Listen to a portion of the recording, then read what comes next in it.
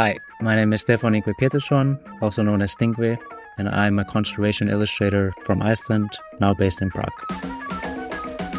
I lived close to one of the most polluted rivers in the world. You could barely see the water just from mountains of trash, and yeah, it was just shocking. At this point, I just thought, what am I doing? Why am I in ad agency promoting consumption? There's people out there and people really want to use their creative skills for good. My art has some kind of power here and maybe I can do something with that. It just grew and it was kind of an accident, but it's the best thing that ever happened. It's another episode of Being Freelance that's supported by and recorded using Riverside. High quality video and audio recorded remotely. Obviously I use it for podcasts and videos, but you could use it for live streaming, for doing webinars, for client calls like, power hours, for example, maybe getting client testimonials for you to use in your marketing. What is brilliant is when you hit stop, Riverside is just getting started. It creates a transcription for you. You can create little clips from it. It's always a time saver when you're doing everything yourself. Try it for yourself. Go to beingfreelance.com/Riverside. And whilst it's free to get started, if you want to save yourself some money on a paid plan, make sure you use the code BEINGFreelance. That will save you 15%. If you don't say what you want to do, then how are you going to get that work? Yes, there's Stefan, who is a conservation illustrator, although he's gone through many incarnations of that name, something that we discuss. Such an interesting conversation. Can't wait for you to hear it, because he is yet another of those values-driven, purpose-driven freelancers who are doing something that they love for their business, but something that makes a difference with their business at the same time. And yeah, can't wait for you to hear it. His art is brilliant as well. He calls it artivism, and I'll put links, as there are for all of our guests, at beingfreelance.com, so you can go and find him and follow him online and check out what he's up to. This is available as a video podcast as well on Spotify and YouTube, so you can even see some of his work behind him as we chat, including a very cool piece of work involving a pop star. I won't say any more than that just now. But should we just crack on and chat to this week's guest? That is freelance conservation illustrator Stefán Yngvi Pétursson, who's originally from Iceland, currently in Prague. And as ever, we'll get started hearing how he got started being freelance. Let's go back to the beginning. Not all the way to the beginning, but yeah, I'll just say that growing up, I had basically a pen and pencil in my hand the entire time. And I was always creating characters, stories, and then my dad managed to get me a cracked Photoshop. And that's when I really fell in love. Like designing my own Pokemon cards. I was creating the characters and imitating the cards, and I would create that. And yeah, it was a lot of fun. But even though I loved it so much, I didn't even think that I would make it into a career somehow. It didn't even cross my mind, because I think I didn't know anybody who had made this attempt at a career. I had no role models. So yeah, I just did the logical thing and became a programmer, right? Yeah, I just thought, there's always going to be demand for programmers. There's always, going to be jobs, well paid. And yeah, I ended up moving to the Netherlands from Iceland and did a study there called Creative Media and Game Technologies. So in a way, it was a creative. I was able to do some fun stuff with code. And I thought, okay, I could have at least some creative outlet. And then I ended up in an ad agency working alongside my studies. My coworkers were great and everything, but not having control over who I work for, basically, and not really living according to my values in my work. That was first red flag for me. Mm-hmm. And I was thinking, maybe this is not the path for me. But yeah, just stuck with it until I got the opportunity to go on an exchange in my study. So they encouraged us to go and explore the world. And I took that chance and I went all the other way to the other side of the world. At this point, I was done with ad agency life and I just wanted to get away from it and thought I would just have a fun little vacation, basically. But it ended up changing the entire course of my professional life and personal life. And at this point, I was already kind of into sustainability and environmentalism. I just turned vegan and everything. So it was still kind of fresh, but this experience being immersed in a completely different culture and being able to slow things down a little bit. Things were so fast-paced in the Netherlands. Like, you're just working. Like, weekends you do like some hackathons, and it's just I just had no space to breathe. But there I could just relax and come back to myself. Where was it you went? In Indonesia. Wow. Yeah, I went to the second or third largest city. I wasn't in Bali or like one of those cool places. I was in like I was in a city of 11 million people coming from such a small nation. It was completely overwhelming. But what especially struck me was the amount of like air pollution specifically. Like, I could really feel it. It was hard for me sometimes just to breathe. And the plastic pollution was just horrific. I lived close to the Cicerone River, which is one of the most polluted rivers in the world, and just you could barely see the water just from mountains of trash. And yeah, it was just shocking. And at this point, I just thought, what am I doing? Why am I in ad agency promoting consumption and like just trying to make money? And I thought, no, this is not really like, I would rather do something towards this. So at this time, I was starting to come back to drawing, like I said, and I always had a sketchbook with me, and I basically just drew and sketched what I was seeing because I just needed to process everything somehow, and I wanted also to share it with people. So I decided to start my very first Instagram account. This was back in 2017. So yeah, I started my Instagram, started posting my work, illustrations, and trying to educate people on the topic, and it really resonated, and people were sharing it, liking, starting conversations. And at this point I was thinking, oh, wow, my art has some kind of power here, and maybe I can do something with that. And yeah, from there it just grew, and now I'm here. And it was kind of an accident, but it's the best thing that ever happened. Yeah. What? Because when you said that you went to the other side of the world and there was a change of pace of life, and I thought it was going to be the change of pace of life, but actually, rather than sounding like you were blissfully living on a beach, you were more saddened by what you saw around you. Mm-hmm. But there's one thing to start drawing from that perspective. It's another thing to then turn that into a living, to find clients, to find a way to make money from it. So how did you make that step? It was also kind of accidental. Like, I never made any grand scheme on how to make a living from this, but posting on Instagram, people just started coming to me. They wanted my work on like a t-shirt, they wanted to put it on the wall, like a print. And from there I thought, okay, I'll just make a shop so people can buy and support me that way. So that was my first income stream. Then I started a Patreon page because people just really wanted to support me, and I just, made a way for them to do that. So my second income stream was from Patreon. And eventually I was being noticed by organizations and brands because I created work that was highly shareable. Like, it was getting a lot of traction at this time.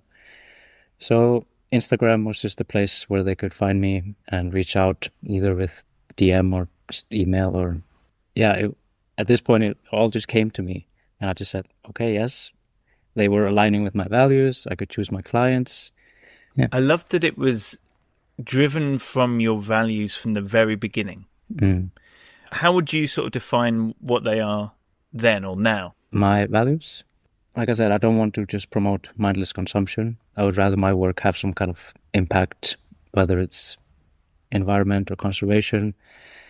I want my work to be kind of a way to educate people and make them stop and just think maybe a bit differently and get them out of this fast-paced, like not thinking about anything, and just, make them reconnect with nature a little bit. And I try to do it in a positive way, not to be so pushy and like make something shocking. And yeah, so my values are, I would say, optimism, impact, like positivity, and yeah, just doing things ethically and being kind to the planet. So you had brands approaching you. Is that how it's been since then? So this is back to 2017 to today. Or have you become more proactive in reaching out to people, or has it simply all been coming to you? No, I definitely became more proactive in the past, 2 years, I would say. Instagram, sadly, is not the place it used to be. Yeah, back when I was just getting started, I was being approached by really big names already, and I felt like I didn't have to make an effort in outreach. But yeah, now I want to be more selective of my clients. I know more what type of work I would like to do. And so, yeah, now I'm becoming more strategic and actually reaching out, thinking who I really want to work with, what I can offer them. And yeah, switching my attention from Instagram to other areas. Yeah. What are those other areas? Well, I do emails. That's just basic. But LinkedIn has been surprisingly good for me. I always imagined for creative illustrator, it wasn't really the platform for me, but yeah, the past year I've been more active on there and just posting my content, my art. And yeah, really cool connections like this one. And yeah, client work as well coming from there. So it's, yeah, good so far. That's so cool. Did you know what you were doing business wise when these clients were coming to you and you accidentally almost started this business? Did you know how to deal with that side of, you got the art nailed. How about the other side of it? No, that was a complete mystery to me. And I've just been figuring things out along the way. But yeah, like I said, about 2 years ago, I became more intentional and decided to join a online platform coaching type of place where I can really learn how to be a professional creative. And that has been very beneficial. So what, like business coaching? Yes, it's how to position yourself in your business doing creative work. And what were the biggest changes that you then put into place over the last couple of years? So you started on LinkedIn, but anything else? I've redefined my process. I have make sure that I just follow steps and have a CRM system where I can put in all my clients and make sure that it's not just in my head floating somewhere, just having some kind of structure. And yeah, just making sure that my contracts and everything is very well fleshed out and not to get screwed. What have you found most challenging out of that side of it? Well, I always find it quite uncomfortable to self-promote and do outreach, basically. I don't know, it just feels a bit icky to do salesy stuff like that. Yeah, so for me, that's the biggest hurdle, but every time I do it, I never get anything negative, so I don't know why it's such a big deal. It's not. Are you quite systematic about your outreach? Like, is there a rhythm to it? Are you regularly reaching out to people? Yeah, this is something they really hammer on in this coaching course. We should do at least 10 cold outreach per week, and then follow up. So I have a sheet where I say when did I send the first message, when am I going to send the second. Yeah, I try to have some kind of system there so I don't forget, and just to keep myself accountable. And who are those people you're reaching out to? Brands that you feel align? Yeah, that's one of my main things. I don't accept projects that don't align, with these values that I have. And if I'm working on something, there needs to be passion in it for me to do my best work. So yeah, I reach out to mainly NGOs and organizations that are not for profit, but just to raise awareness, to do some campaign work for them, or mainly campaign work and creating some illustrations for their like storytelling and visual. Yeah. Have you ever come up against an issue, I guess, where because you're so passionate about the reason why you're doing something and what that work could do, that sometimes people, they might, for legitimate reasons, not have the money that you would like to ask for to do something? Like, I'm wondering how you get around that, whether you feel that pressure, whether you're okay to step away, because I feel like there must be a tension in there.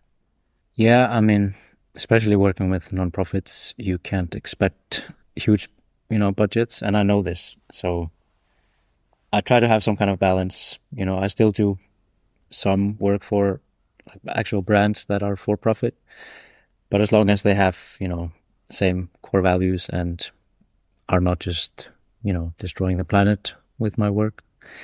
But even, of course, creatives should be paid fairly, but I also accept free work sometimes. Like I do pro bono work, and I'm able to do that because I have my Patreon.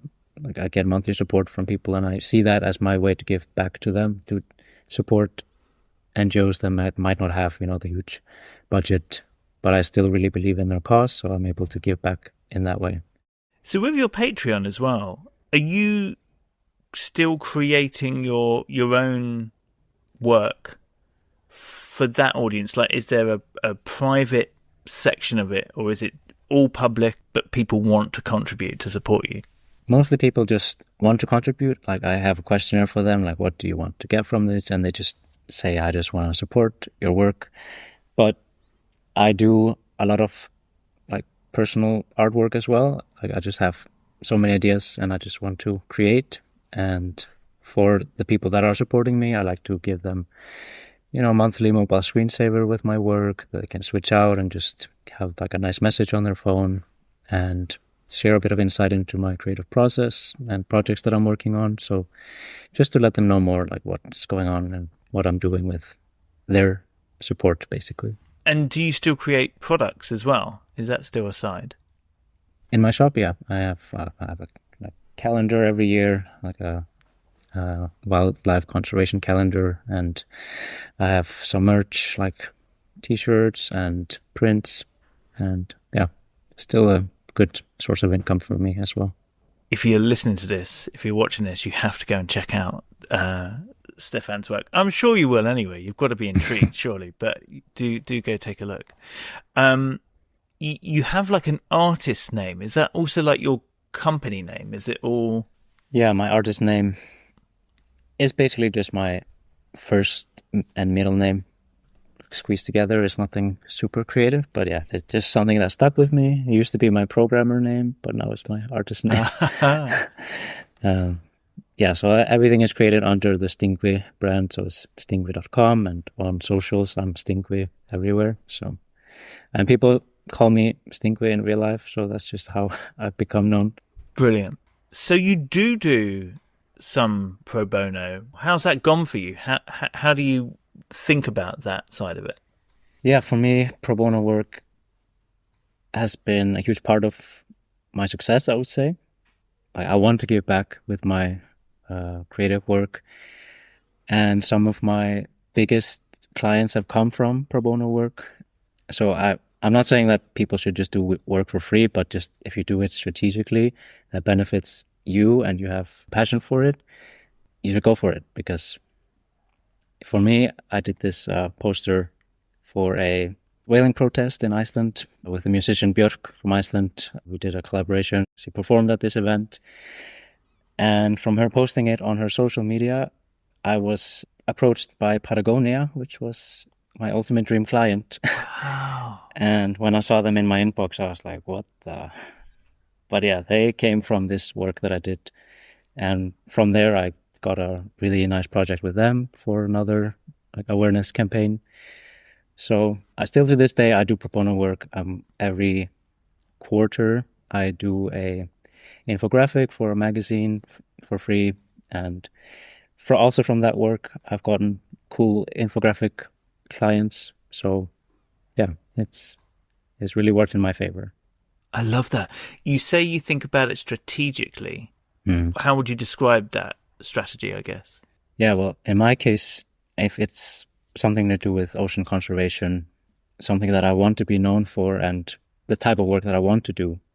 So if someone would approach me with a really amazing project or an idea and they don't have like maybe the budget or not the entire budget that I would want, I would still consider it and think of ways that I can make it work. And in this case, I do require like to have full creative control. Like I'm not going to be told exactly what to do. I'm going to, make sure that I do it for me as well as for them. So this is my approach to it. Yeah, so it's the thing that you want to be doing, but you get to call the shots a bit more. Yeah, exactly. And that eventually brings you more of that kind of work. And if it doesn't, hey, you did something good in the meantime and enjoyed doing it. Yeah. So have we covered all of the different sort of revenue, the ways that you are making a living? Yeah, well, I also do some like wholesale basically to some museums and like museum shops and stores in Iceland, mainly in Iceland. Is that how did that come about though? Through them reaching you, or did you get an agent? Or no, yeah, they just reached out, and I go there because it's like the Whales of Iceland Museum. Of course, I love whales, so I'm gonna go there and try to like network. And yeah, we've had a collaboration for the past 4 or 5 years, and they just love my work and gladly supporting them as well. So that's so cool. Do you know anybody else doing what you do? Like, is there, I don't know, maybe there's a community of eco-minded freelancers or businesses, for example, or are you solo in what you're doing? No, there's actually like amazing group of people out there, and I was really happy to find like a like-minded community like this. And in fact, there's I think 3 that I'm aware of even. So there's Creators for Climate. It's like a group that you can join. They even have like in-person events and workshops and job boards and everything. Then there's Clean Creatives. There are like designers that have signed a pledge that they will not do any work for, oil companies or something like this. And then there's I think it's called Sustainability Creative Charter or something like this. Yeah, so there's people out there and people really want to like use their creative skills for good. Awesome. So have you been able to meet up with them? No, unfortunately in Prague there's not. Maybe in Prague I'm the only one, but... Okay, back with Stefan's story in a moment. Don't forget, you're not alone being freelance. Come and hang out with other freelancers who get what it's like. Go to beingfreelance.com, click on community. We had such a fun week this week. I mean, so much of what we do is online. But this week, a load of us met up in London. We went to a gallery, had a lovely walk in the spring sunshine, had lunch, played mini golf, went out for dinner. Such a brilliant day. There's a video of it on my Instagram. Check out @beingfreelance. Whilst sometimes we meet in person, a lot of it is online. We do weekly co-working. Crucial to all of it is just the fact that you get to hang out and meet other freelancers, celebrate, commiserate, ask questions, get hired, either through people sharing jobs or being referred. We've heard time and time again how important it is to build your network. The more people who know you and know what it is that you do, the more chances they are to pass on your name to other people. I see it so often. I can't make any promises you'll get work, but I can guarantee that the more you put yourself out there and the more people get to know you, the more chance you stand. And of course, it just feels better for you anyway.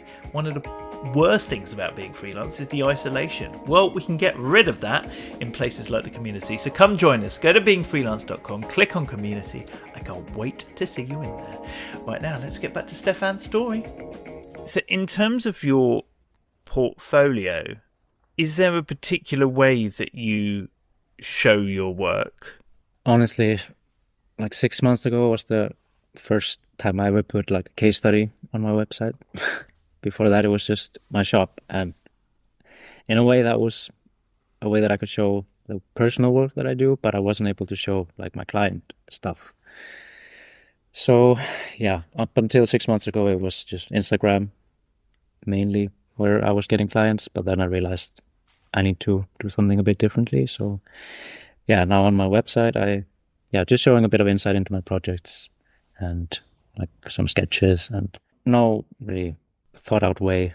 No, but it is. So like your case study will show the thinking through that process and what the outcomes achieved for the client. Yeah, exactly. So there's just a bit of first the brief, then some sketches and my idea behind my thought process, and yeah, then the final outcome and the impact or results that it had for the client. And how about the way you put yourself out online? Would people see Stefan on Instagram, for example, or on LinkedIn, or do you just let your art take center stage? Mostly it's my art. I'm trying to show more of my face and not just be behind the sketchbook, but yeah, I see way more engagement when I do like speak like for myself and show my face. But for me, the main purpose is my art. That's really what I want to, let shine. Yeah. Do you have like a constant stream of work coming in, or is it quite seasonal? How do you ride that roller coaster out? Well, this coaster has become a lot like more stable. There used to be ups and downs, and that was like the hardest part in the beginning. There were many moments where I thought, I just need to get, a normal job, stop this. But being able to build up my client base, build up trust and a reputation in this field, now I see more like steady stream of clients, returning clients coming back. And yeah, with my new outreach methods, I'm able to, if things are starting to dry up, I at least have some connections that I can check back in with. And yeah, right now this roller coaster is not so bad. That's nice. You mentioned an email, like some kind of newsletter. What do you do for that? How often are you doing that? What kind of thing is on it? Yeah, it's not as regular as I would like. I'm trying to rethink my strategies there a little bit. But yeah, in the past, it was just mainly to tell people if there was like new stuff in my shop. But I want to be a bit more intentional about it and bring more value than just, shop updates. And actually, I'm thinking to change up my content strategy and also start a podcast, like podcast series. Yeah, where I talk about more, how to use your creativity for good and more about my journey and steps that I took and how I find my clients and all that stuff. So yeah, I was thinking I would have this 10-episode series and match that with a newsletter on Substack. I just want to get away from Instagram for now, to be honest. So I just want to, try out different areas. Fantastic. Especially like when you said about the fact that there are these communities, for example, there's people out there who are inspired, I think, by wanting to do more values-driven work. Mm-hmm. So yeah, that sounds like a great idea. Plus, you've got a lovely voice, Stefan. Don't waste it. Right. Oh, thank you. What about the work-life balance side of things? How does that feel for you? It's very tricky because when you do something that you're so passionate about, and I love to draw, I would do that in my free time, and I can just get totally lost. So I used to have really basically no work-life balance, but now I have my partner, I have my dog, so I really need to just step away from the desk, and now I'm able to structure myself better. I have like time blocks for client work, time blocks for personal work, and just time blocks for no work, basically. So you've scheduled in the no work? Yes, I put it in my calendar. No, yeah. But that's do you actually have it in there as in, okay, this is time where I'm not meant to be doing anything? Mm-hmm. Yeah, just as a reminder, I can just get caught up in an idea and just start, doing stuff, and then I just need to remind myself to it's good to take a break and just step back. Yeah, nice. Now, I always do this thing where I ask for 3 facts about yourself to make 2 true and 1 a lie, and let me figure out the lie.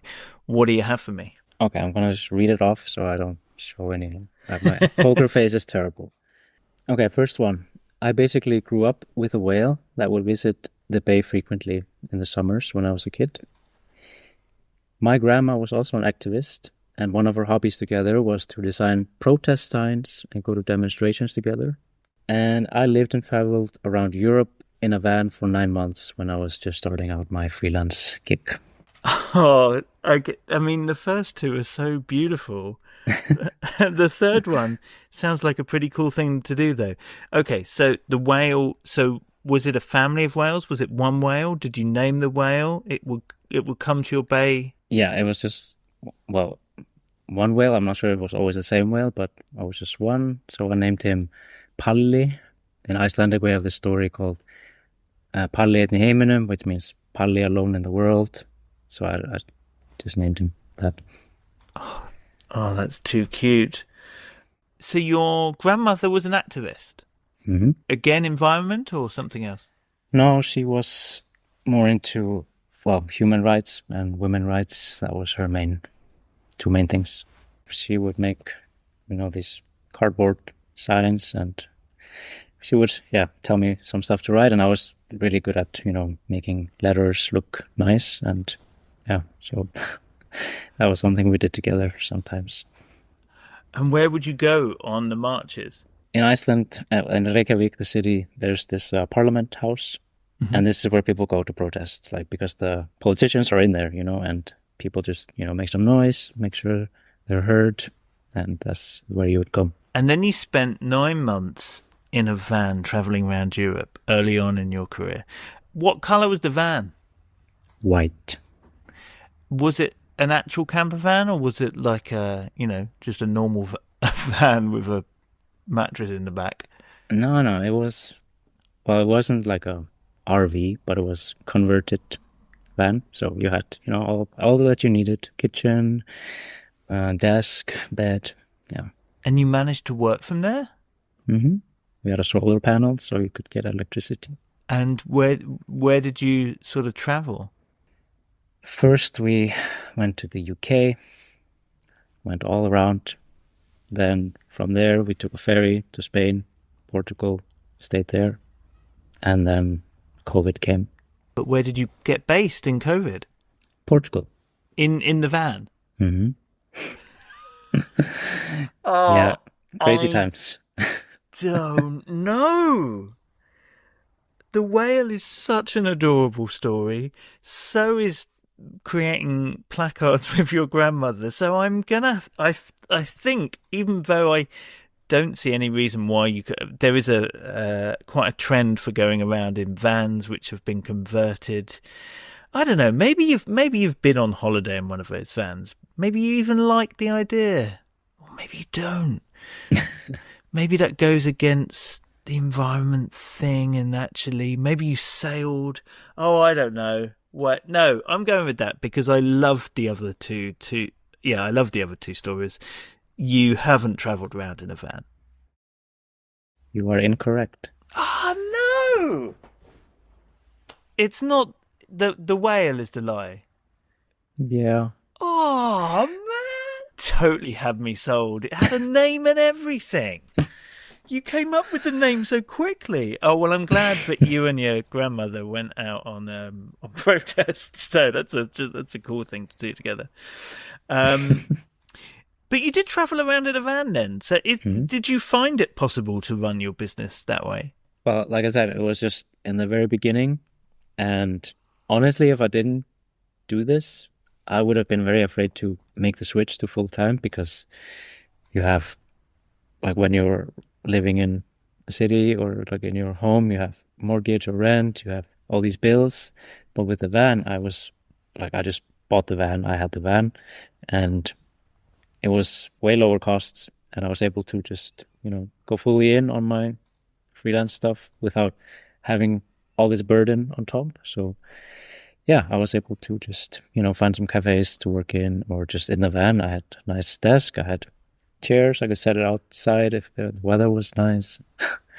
Yeah. And so how did that feel then when you stopped doing that and you finally had a base? Well, at some point you kind of start to want to have, your own studio or your own space where you can keep all your stuff and not always move around. But now that I've had that for a while, I'm thinking I want to get a van again. So you always want what you don't have.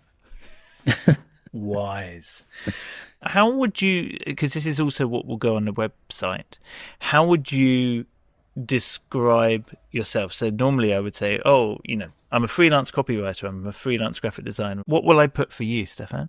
I've been playing around with my titles quite a bit. Like, I've gone from ethical illustrator and designer, and now it's more conservation illustrator, ocean storyteller, and science communicator. Yeah, any of those work for me. Yeah, I'm going to need a bigger website. That's interesting in itself, though, because I remember seeing, was it ethical designer? So you've already moved on from that, I think, but I saw at one point. How do you play around with those? How do you settle on them? Well, I used to have ethical designer like for a long time, but then I was getting questions like, does it even mean? People kind of unsure what it entails.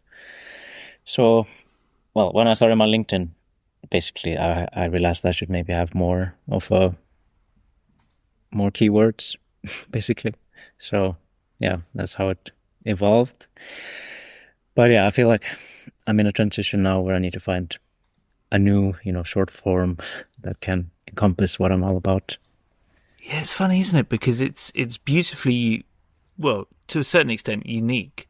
Mm-hmm. But equally, are you paying attention to what people are asking for or searching for or saying to you? Like how you end up choosing these things? Or is it, no, that sounds good, that feels good, I'll play with that for a while? Well, when I redid my website, I had a copywriter help me, and she did a keyword research for me. And yeah, the term ethical illustrator isn't really searched. It's not something people are really aware of. So she suggested that I create more of like keywords that people might search for, like ocean illustrator or conservation designer or something like this. So that made me think. Ah, gotcha. That reminds me of that episode we had with Raymond, who was sustainability copywriter. We had a whole discussion about going round and round trying to get the right word. If you haven't listened to that episode, I recommend it. It's so good. Sometimes you just got to call yourself something, haven't you, and start putting it out there. Yeah, exactly. If you don't say what you want to do, then how are you going to get that work? Yeah. I love it. Stefan, I love what you're doing. I love the way that it's working for you and for the world. But it's also beautiful to look at art. So do go check it out, of course. Go find Stefan on Instagram and LinkedIn in particular. See what he's up to there. There will be links at beingfreelance.com, so if you can go through and find them for yourself. But for now, Stefan, thank you so much and all the best being freelance. Thank you so much, Steve. Okay, that's it. We're done. Please make sure you check out Stefan's work. It's so good. If you want more Being Freelance in your life, get the newsletter from beingfreelance.com, freelance inspiration into your inbox, and come join us in the community. I think I may have mentioned it once or twice, but really, it's because I don't want you to miss out. Click on beingfreelance.com, click on community, and I'll see you in there. Another one of these episodes coming just a couple of weeks from now, but in the meantime, you have a great week. Being Freelance.